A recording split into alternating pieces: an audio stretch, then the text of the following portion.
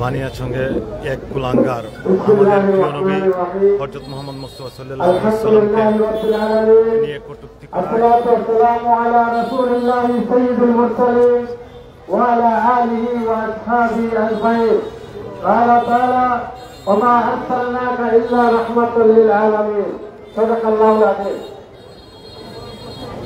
উপস্থিত আজকে সভার সম্মানিত সভাপতি, উপস্থিত উলামায়ে কেরাম, উপস্থিত মুসলিম মিল্লাত, যুবক ভাইয়েরা, বানিয়াচঙ্গের জনগণ, আসসালামু আলাইকুম ওয়া রাহমাতুল্লাহি ওয়া বারাকাতুহু। আজকের এই জনসভা তাওহীদি জনসভা আমাদের হাবিব মুহাম্মদ আহমদ মুস্তাফা সাল্লাল্লাহু আলাইহি সাল্লামের বিরুদ্ধে কটূক্তি করেছেন। এই কটূক্তির প্রতিবাদে আজকে মুসলমান মিল্লাত ঐক্যবদ্ধ হয়ে আজকে জনসভা করতে যাচ্ছে। রাসূলুল্লাহ সাল্লাল্লাহু আলাইহি সাল্লাম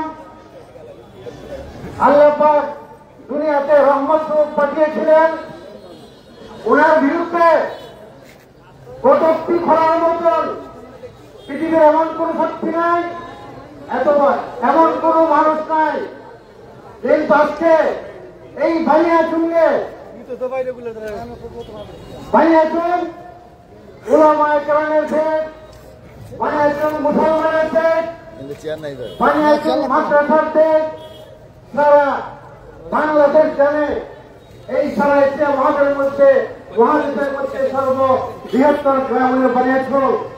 সেই আলিমুল্লাহর দেশে রাসূলুল্লাহ সাল্লাল্লাহু আলাইহি ওয়াসাল্লামের বিরুদ্ধে কটূক্তি হয়েছে। বানিয়াচঙ্গের তাওহীদি জনতা বসে থাকতে পারেনি, বানিয়াচঙ্গের জনগণ বসে থাকতে পারেনি, সারা বাংলাদেশের মুসলমান বসে থাকতে পারেনি, সারা বিশ্বের মুসলমান বসে থাকতে পারেনি। নবী মুহাম্মদ রাসূলুল্লাহ সাল্লাল্লাহু আলাইহি ওয়াসাল্লাম আমাদের প্রাণ, আমাদের বাবার ছেলে, আমাদের মায়ের ছেলে, আমাদের আত্মীয় স্বজন ছেলে, আমাদের প্রাণের ছেলে, বড় আমাদের মহব্বতের রাসূলুল্লাহ সাল্লাল্লাহু আলাইহি ওয়াসাল্লামের বিরুদ্ধে কটূক্তি পৃথিবীতে হতে পারে না। আমাদের পক্ষ থেকে, মুসলিম মিল্লাতের পক্ষ থেকে বানিয়াচঙ্গের প্রশাসনকে বলে দিচ্ছি, বানিয়াচঙ্গের মানুষ আপনারা জানেন কি করতে পারে। বানিয়াচঙ্গের মানুষ শান্তিপ্রিয় মানুষ, মুসলমান শান্তিপ্রিয়, মুসলমান উস্কানি দিতে জানে না, মুসলমান খারাপ কাজ করতে পারে না, মুসলমান একজনের বিরুদ্ধে কিছু অন্য বিরুদ্ধে ষড়যন্ত্র করতে পারে না। আমি মনে করি আজকে যে কটূক্তি হয়েছে এটা ইসলামের বিরুদ্ধে কি ষড়যন্ত্র, ইসলামের বিরুদ্ধে কি ষড়যন্ত্র। আমি প্রশাসনকে বলবো এই দুই একটি লোকের জন্য একটি দেশে বিশৃঙ্খলা সৃষ্টি হতে পারে না। আপনারা তাদেরকে বুঝ করে আইনের আওতায় আনেন এবং সুস্থ তদন্ত করে বিচারের আওতায় আনেন। এদের বিচার বানিয়াচঙ্গের জনতার স্বার্থে। আপনারা চাচ্ছেন না বিচার?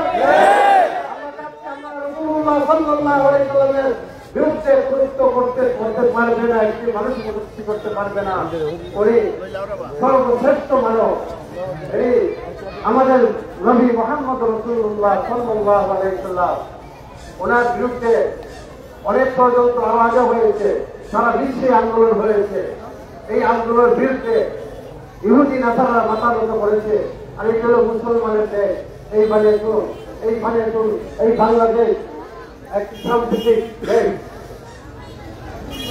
আমরা হিন্দু মুসলমান এই দেশের নাগরিক, আমরা এই দেশে জন্মগ্রহণ করেছি, আমাদের মধ্যে কোন ভেদাভেদ নাই। আমরা একে অন্যের বন্ধুত্ব ভাতৃত্বে আমরা চলতে চাই, আমরা বিশৃঙ্খলা চাই না। আমি প্রশাসনকে বলছি আপনারা আইনের আওতায় আনে তাদেরকে আইনের হাওলা করে দেন। আমাদের জনগণ সুশৃঙ্খল ভাবে চলবে। আমরা সুশৃঙ্খল তো, আমরা জনগণ সুশৃঙ্খল না।